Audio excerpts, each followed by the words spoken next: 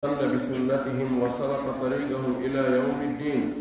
اللهم لا علم لنا إلا ما علمتنا إنك أنت العليم الحكيم. اللهم علمنا ما ينفعنا وانفعنا بما علمتنا وزدنا علما. اللهم اجعل علمنا حجة لنا لا حجة علينا. رب اشرح لي صدري ويسر لي أمري واحلل عقدة من لساني يفقهوا قولي. قال المؤلف رحمه الله: باب استحباب تشميت العاطس إذا حمد الله تعالى، وكراهية تشميته إذا لم يحمد الله تعالى، وبيان آداب التشميت والعاطس والتثاؤب. يأتي الله سبحانه وتعالى تدل المون بطول بسني الحمد يتري ينتري وجود إن العالم محمد صلى الله عليه وسلم أمون لمن سب يومين يوجد صحابة من فوق وجود أنها كان جوكر دينا كبجوكنوكا ولا جوكي كان دينا تبين سنة مكة يتعين إلى مكة. اللهم آمين. واللي في رنو يلا يؤمن ويؤمن وأدي قدام قالوا وتيتين من الشفان يدي. وباب دمبغل استحباب يدغل تشميت دعاء العاطس إيلو تقول له يتبخل تقول بالك دعاء إيلو إذا حمد الله تعالى سويتي الله قوله، وكراهية أن يقول تشميته دعاء وإذا لم يحمد الله تعالى سويتي الله قوله، وبيان بانغول آداب التشميت ناديه دعاء إيلو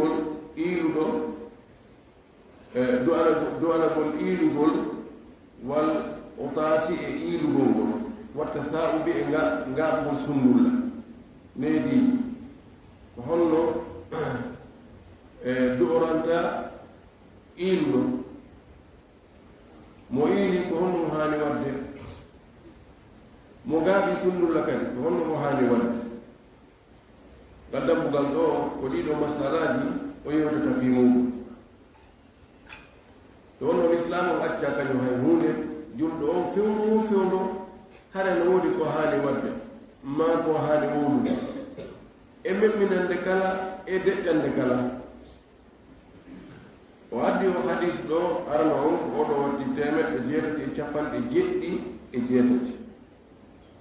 عن أبي هريرة رضي الله تعالى عنه اتبع أبو هريرة قال ويتنا صحابة بن فوق واتدى المكة ويتنا ويتكلم أن النبي صلى الله عليه وسلم قال ودلوا على الأماتي إن الله تبدي ود الله يحب الإطاس بالأطاسة ألا نريد إيلانه ويكره التثاؤب هو أني ngaba sundulla wa idha aqasa ahadukum fi goddo mo gili wa hamida Allah ta'ala wa yati alla tawlu kana la tikahara haqqan wadi ala kulli muslimin hore kala juldo sami'ahu nan domo himo ila yata Allah an yaqula lahu bi ubiyantama yarhamuka Allah yu alla yurmide yu alla yurmema. Allah subhanahu wa ta'ala himo yidi ilan Allah no yida himo aja himo tikka himo welto mun do nanandingol Allah e tagore Allah den do wonno ko nelaado on tigi burdo andude tagore Allah den fu Allah ko kanko yewti ka hala Allah no yidi ilugol himo añi ngaaɓa sunnulla wani ngaaɓa sunnulla ko heewi ko tuma ari o haray ko ngorre haray ko ɗaatere haray ko ngaamele o wi si tawi goɗɗo e moɗon iili o yetti Allah haray waɗɗiki kala julɗo nanɗo ko o iili o yetti Allah kon nde o du'antomo inna yarhamuka Allahu yo Allah yurmema yo Allah yurmina. وأما التثاؤب أما غاب سندلا وإنما هو من الشيطان إنه إمرد الشيطان والشيطان أرتا سوى سنة أنتقي آمن مو ولا نقامل وإنور مكو هاونا فإذا تثاءب أحدكم سقط من غابي سندلا فليرده يرد غاب سندلا يؤرتل هندكم مصدر فردكم مرفير لا أنتم سندكم هكذا حتوي يؤتو توا بيروكو مرفيركم على هندكم أنتم بريدون نوني رد ما سنغال سندلا أري وأتو هارا لا تاكي so soyi wonde mo farama gabde sundulla yo eto haɗuno foga ɓeɗo ko mari feere ko si foloyimo hara on tali hundukkon kadi haka ko hattoyi si tawoyile ɓe on taw hunduko moƴƴi yo waɗu goɗɗum ka hunduko makko suwa coñcol suuɗa hunduko makko maɗum jungo makko ko ta on to hunduko yeeso yimɓe fo haka ko hattoyi o yimɓe goo ko ɗon wayi hakkitande mum ala mo woni nder hunduko kon ɗum fota yimɓe fof yiya ko ɗum ñiije aside no toon piijin non toon ko wasi allah no waɗi yo hipponir ko tawde haray wonde ko woni nder toon kon haray ellano e muɗum o wii fa inna ahadakum tabti goɗɗo e moɗon ida tasaaba si ngaaɓi sundulla dahika minhu cheytane jalani oɗo mi foolimo sabuna o hokkiti ka danki hokkiti waala ko ɗon ti ngaaɓi sundulla tun cheytane jala ko kala ko welata cheytane haɗen ɗo welata allah kala ko welata cheytane nafata ɓiɗɗo adama o fiw ko cheytane jali o e nange wulle kaane kadi jalde o o wulle ɗum waɗi etagol ɗum ɗo ko ni nassuji ɗin ardi koyen jaɓ ɗaɓɓutugol ɗum ko fii hon ɗum wasi allah fii hon ɗum ngaaɓugol sundulla e iilugol fof ko allah waɗi ɗum aawi ɗum e neɗɗo on na neɗɗo waɗi ɗum hoore mum ɗum ɗawi mo yiɗi ɗum ɗa mo añi ɗinargi majji fof enen en anndata ɗum allah subahana taala ko yahlugu ma yacha wa yahtar imo taga ko o faala tagude himo suɓo kadi e ko o tagi ko ɗum ɗo wiya ɗum ɗon no welanmi ɗum ɗo welatano gayida on ɗum ɗon gayida on e gayida goɗɗo goo la yusalu amma yafalu hum yusalun allah landetake ko o waɗi kon ko enen landitete wigol pourquoi ɗum ɗo pourquoi ala ka allah ɗum kanko woni supérieur kanko tagi fof kanko itti ka ala fes o ari o moƴƴini idan ko waɗi ɗon goo haray o tooña rawahu lboukhari ko firde hadis on ɗo ko imamu lboukhari idan hadis on ɗo holli en ko honno mo iidi ko honno durantamo wona ya addu konngudi goo yani so o iili o wi alhamdulillah wiyan ɗo azama llahu mathubataka allah mawni baraji maɗi wona rafa allahu min qadrika allah townu fiima ngoko goɗɗo yarhamuka llahu yani konnguri ɗin nonenaɗo makirnono e ko maki yo on tigi wi'u kon ko ɗum ɗum on tigi wiyata na ɗi suɓano hoore muɗum si tawi joni komo ɓe ndara hoore mum ko tawata ko ɗum ɗo welata ɗum he data cele ɗuuɗay data cele ɗen ɗuuɗay moƴƴini hadis heɗɗo ɗon on kanko watti 750 وأن يتم مكة أبو هريرة رضي الله عنه عن النبي صلى الله عليه وسلم ويتنا له قال لنا ماك إذا أطس أحدكم سقط مقيلي فليقول يويل الحمد لله يويل يعني الحمد لله رب العالمين قبول موجودك ويحطك الحمد لله وليقول له أخوه يمسك مكة بأمه نندلوه aw sahibuhu ma hara ko ɗimmojo makko on yo wiyammo ɗo ko filliɗo hadis on kanko abou hurara jiɓi wallahi makko falyakul lahu akhuhu ka ko wino ko falyakul lahu sahibuhu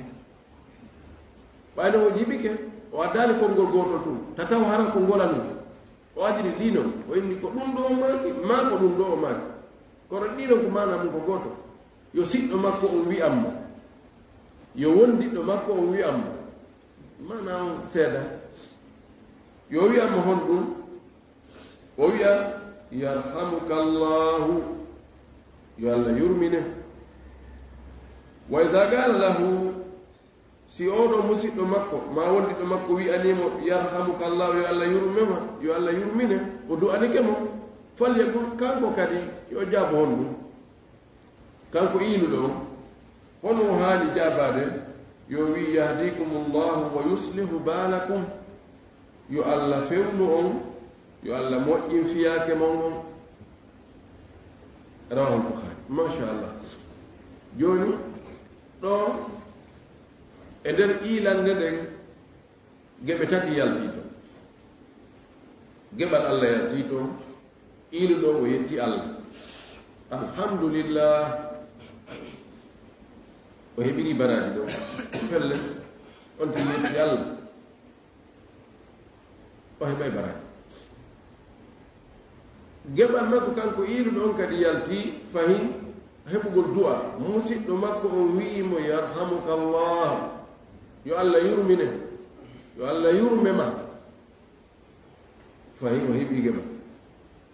joni kanko du'aniɗo mo on hal jazaa'u l-ihsani illa l-ihsanu moƴƴere no yoɓire sina moƴƴere hana ka wiɗe sina moƴƴere ɓayo du'anike ma an kadi nattan mo du'a o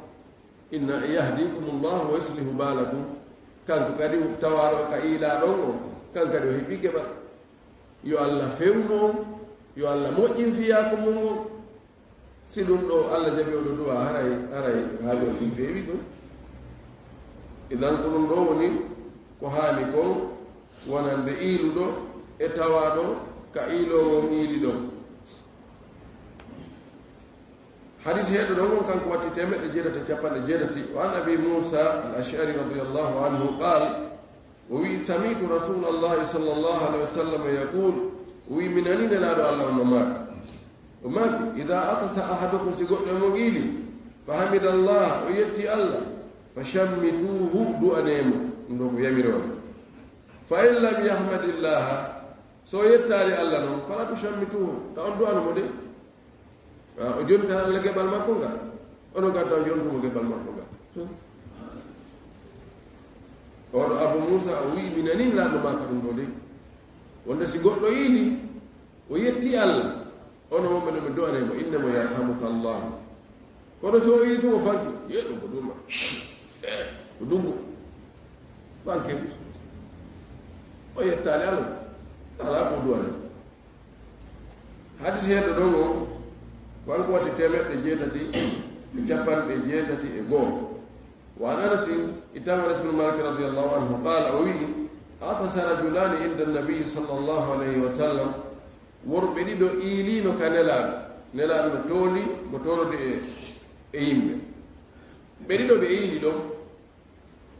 wa shammata ahadahuma nelaɗo du'ani goɗɗo e maɓɓe buhlitimo walam yushammiti l akhara kono o yakan o duwanakimo o buhlitalimo fa qala alladi lam yushammithu oɗo mo o buhlitano mo o duwanaki o wi'i nelaɗo atasa fulanum fa shammattahu kaari iili a duwanike mo wa atastu falam tushammitni min mi iili kono a duwanaki lam madde revendication ko ɗum waɗi si haqqeji foti goɗɗo heɓi oya heɓali mo heɓali o kisan kanko kadi o wullitoto o ƴetto no heɓira hannde kan kanko kadi kono jaka o andani ko woni sabu o fagal allaɗo jaabima o maaki hada hamidallah o ɗo o yetti allah ɗum simi duwanimo wa innaka lam tahmadillah an a yettali allah ko ɗum haɗi ɓe duwanoma koni nawondema hunde ko wondimme oɗo ko alda en ala na wiide oɗo ko siɗɗo an anna a siɗɗo an na wiide oɗon waɗɗimi goɗɗum ko a warana allah kono oɗo kadi mi yetti allah ɓaawo yetti allah mi duwani kem annon a yiide a yettani allah ɗum haɗi mi duwanoma gasi joni en anndi si on tigi yiili jentito so wi alhamdulillah duwanoma innu yarhamuka allah o fanki buɗe an kadi fanko buɗe muttafamu alayhi no fotta e sellugol ɗum o shammata konngol shammata shammit higol fira fiiji luutondirɗi noon o maana mo jantiɗen ɗo du'anagol iiluɗo himo fira kadi jalkutugol goɗɗo en ay allah ay ko allah gerima ko ay ko allah waɗi ɗum ay o hetti ay gal daarigal jalkutugol ɗum wasinaɗo ɗum ɗo en wala tusammit biyal aada wota waɗu ha ayɓe am ɓe jalammi ta waɗu ha ayɓe am ɓe jalkitanmi sa fuɗɗike hunde nde ronki nde yawyande porɗoyi nde ronki laatade fes aray ay yiɓɓe ɓen ɓe anay ayɓe ɓe welto jala ɓe yettino kaari o nangi ko gaynata idan no fira ɗum ɗa no fira ɗum ɗa tashmito o hadis heɗɗo ɗon kanko watti temeɗe jeɗati capanɗe jeɗati e ɗiɗi wa an abi hurairata radiallahu anhu ittama abu hurayra yo allah weltanamo qala o wii kana rasulullahi sallllahu alayhi wa sallam nulanalaw laatinoke ida atasa si o iili wadaa yadahu o agga junngo makko ngon aw thawbahu ma concol makko ngol ɗo kadi ko na sikkitagol ko tahir ko noone wonde ko sookewol ngo wonde ko conciɗi o watta ala fihi ka karaho makko ka hunduko makko wa hafada o lesɗina aw gadda biha ma o cippinira sabu ɗum ɗon sawtahu concol sawtahu hito makko ngo o wi shakka rawi ko fillitiɗo sikkiti ko honɗuge muɗum o waɗi yalli ko hafada ka ko gadda kono ko goto hafada biha sawtahu aw gadda biha sawtahu mana ko goto ɗo ko needi iilugol ngol sinlano iilude o waɗani ni junngo makko ni fi ñoƴƴugol moƴƴi ara hiitoyi yahaadi ha muutoyi o waɗa junngo makko ngon ɗo fi yo hito ngon yo ngo fandu ma colti makko ɗin waɗa ayi covid corona neediji mum ɗin fi goɗɗo noon goɗɗo elirta nelaɗo artinoke ɗum anndinde ko ɗo ilete en anndi duuɓi feƴƴiɗi ɗo haari sensibilisation ko fiiɗu noon tun jokka wona aya fewtu yimɓe qiilano aya wannini watti ɗum aya nela sallah sallam o addino ndineedi ɗo law on waɗi no gasa iinugol hakkude yimɓe en hara waɗaali hay fuska honduko mum no waawi wonde nawnaade hara to jogi nawnaade raaɓayde saami oxygine on kadi o carbon yaltayɗo e neɗɗo on tawi henndu naati consommé e nder ƴiiƴannal ngal ko yaltata kon foofaa ngon gonɗum hara no wondi e carbon ɓuri moƴƴude hara ɗum no wondi fewtinaade no yimɓe direct wala kulli nelaaɗo anndude hikma ko o haɗi kon e ko yamiri kon en anndaali kono hikmana nder mum رواه أبو داود والترمذي وقال حديث حسن صحيح وبدأ في اليوم بين حديث المسلي شيخ الباني ماكي كسائر الجامع حديث المسلي حديث هيد هو كان قد تمت جرة تفعل جرة تتي وعن أبي موسى إتما أبو موسى الأشعري رضي الله عنه قال ويقال أبو موسى كان اليهود بونينو يتعاطسونه بإيل كنو تعاطس إيل كنو تفاعل إن رسول الله صلى الله عليه وسلم كان لا يرجون هي بجرتي بفعل أن يقول لهم دلال ما كتب يرحمكم الله بفعل دعاء لله بأن الله بفعل دعاء مكو بأن دعاء مكو كو importance الله جبل بأن نو بيجي بيجي كنو يرحمكم الله يلا يرميهم kono ma kayno fa yaqulu ma kana bi sabiilin kinnike yahdikumullahu wa yuslihu balakum walla fewno taban ɗum ɗo jurɗo kefeero hana dole do yalla few non wo yuslihu bala ko moƴƴina kadi fi mum moƴƴingol fi on ci Allah moƴƴini fi goɗɗo o moƴƴinta fi makko tawa on tigi ko kefeero o du'a ɗo moƴƴingol ngol tigi moƴƴingol fi e neɗɗo on taw ko atti kon taw ko fewnugol pewal ko ɗum non woni fof taw ndaa du'aniɓe ɗum ɗon kefeer no du'ane ɗum yo Allah fewnumo yo Allah moƴƴi fiyaake makko on moƴƴina tendinitulen ka diina rawahu Abu Dawuda wa Tirmidhi idan ɗo si ko juurɗum iili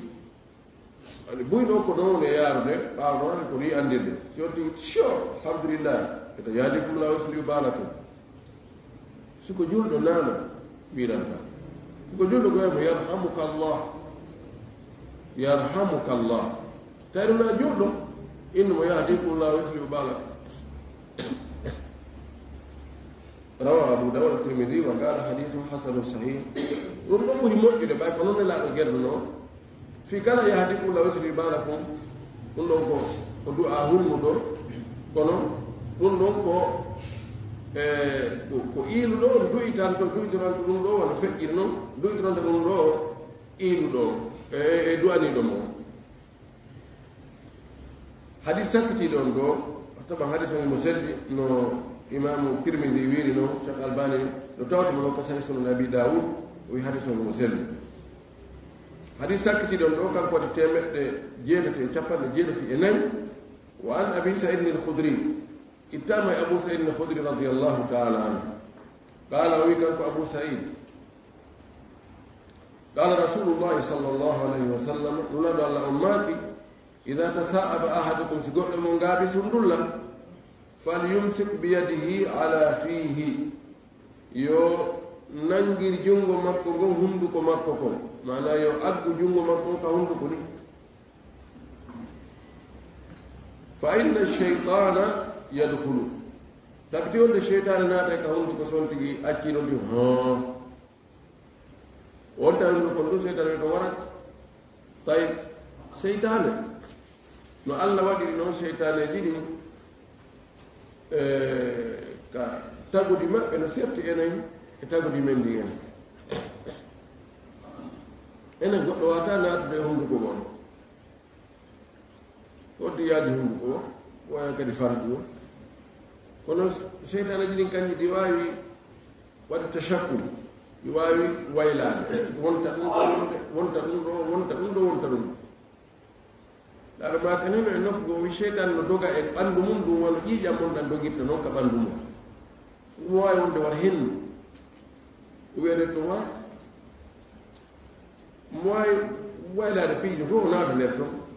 si cheytane naati ka ɓanndu on tigi no wawi o créa toon nawnaji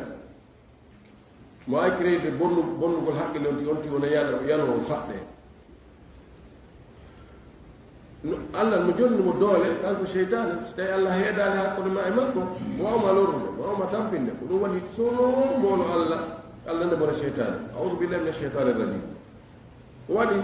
seytane no reenuma nga reenama yarakum huwa wa kabiluhu min haythu la tarawna ani a piirdugol haɓdugol mo arena kanko mo reenuma nga reenama on gere ɗo welaafi ɗon ɗaɓɓu sendowo solnowo reenu ɗo wondi ɗo no hombo woni o solnowo ko Allah subhanahu wa taala ƴetta ɗin sabuuji yonti heew du'agol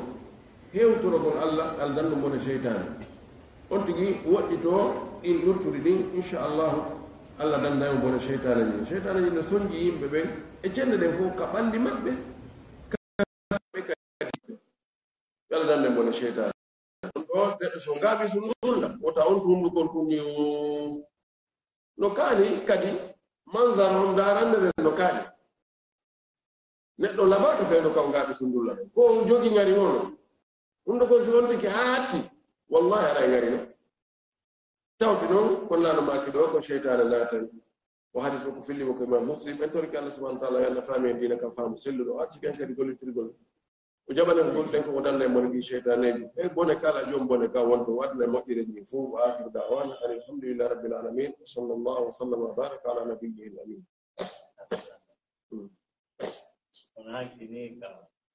ya indiana ni ite ya sansa joli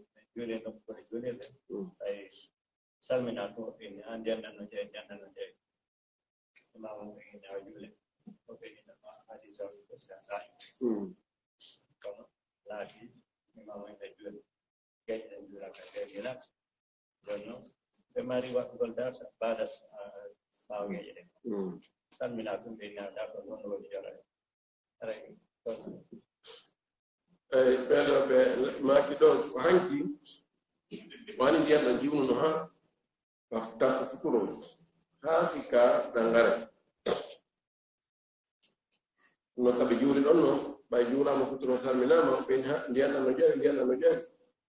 o ben ha ko wi a ko ndiyan no sajude de rendine awa kono yedo dano ha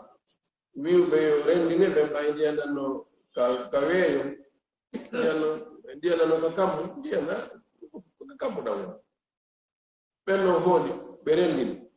ɓe juuli geeƴe ɗen ɓe wattide futuro o jon noon ɓe jogii darsu ɓeyni kadi awa darsu no laati ɓe fof ɓe jofti ɗon kadi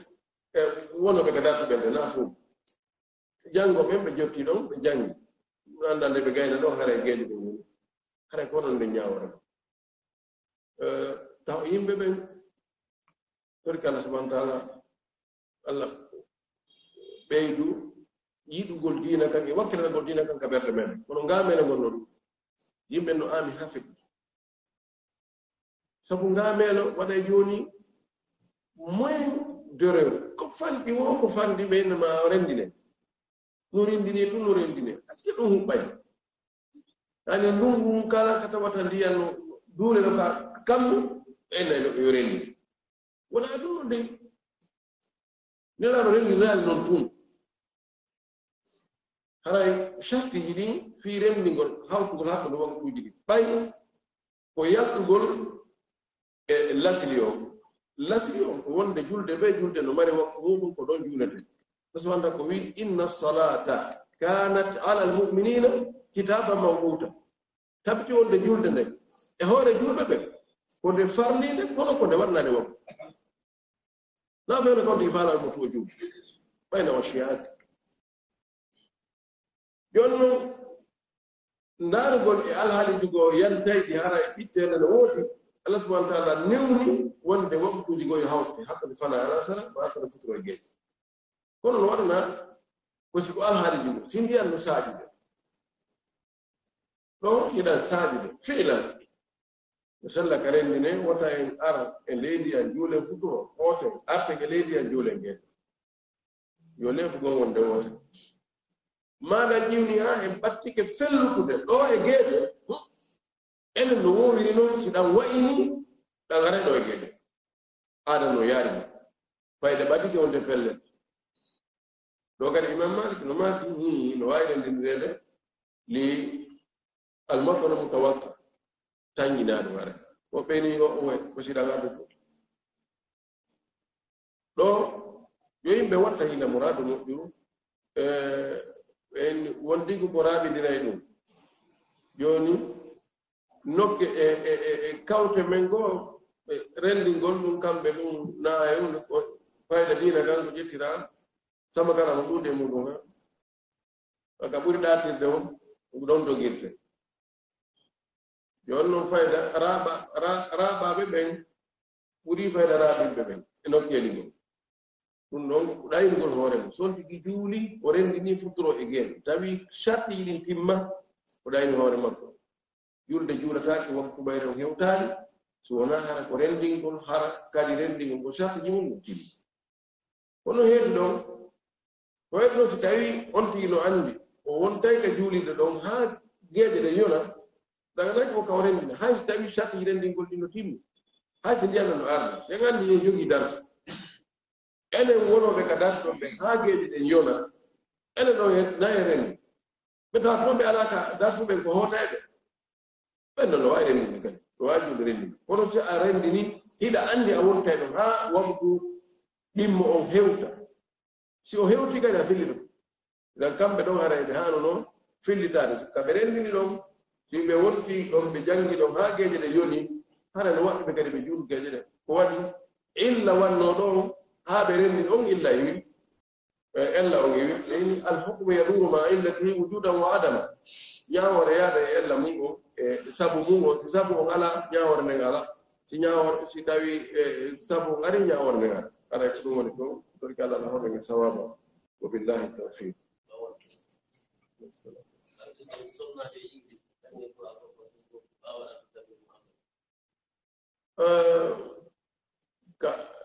wal sonnajo ma hala ko jama'ili parce que insan zay damiron yarhamuka Allah ka wala ko bon siko debbo ko ki kala yarhamukillah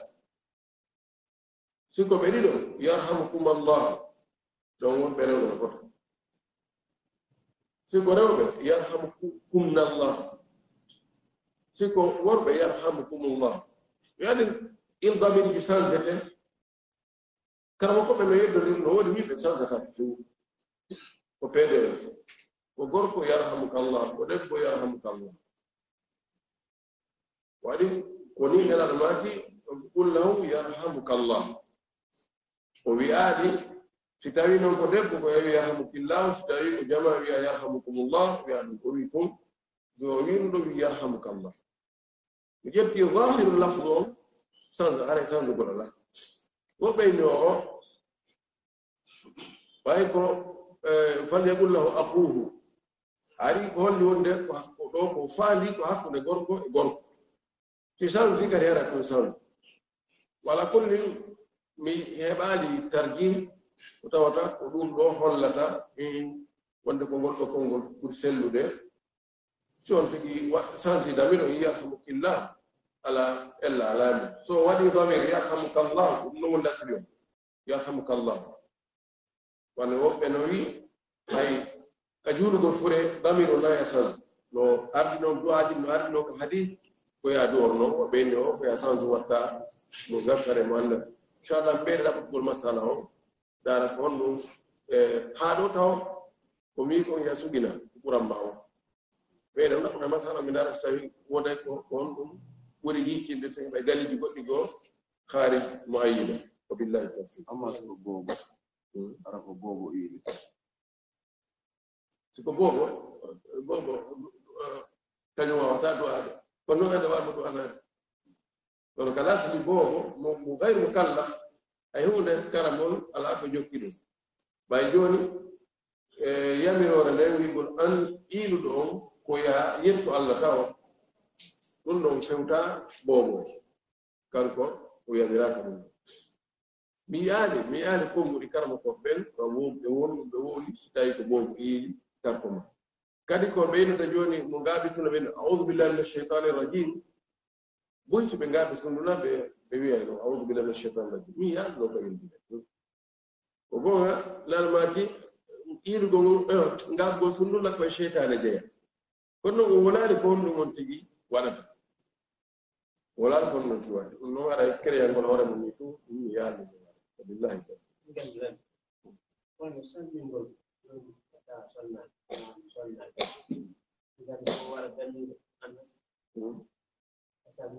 la ka salmingol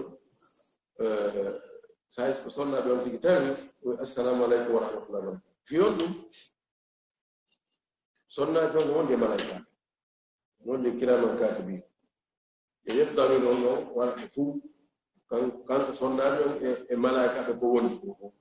on yetta noon dawid assalamu aleykum wa rahmatullahi mi assalamu aleyki ko ɗum waɗi sa tawi gooto gorko gooto fof no wiyata salamu aleykum a waɗata assalamu aleyka na ɗon aray bamir jambo ko ɗon on tigi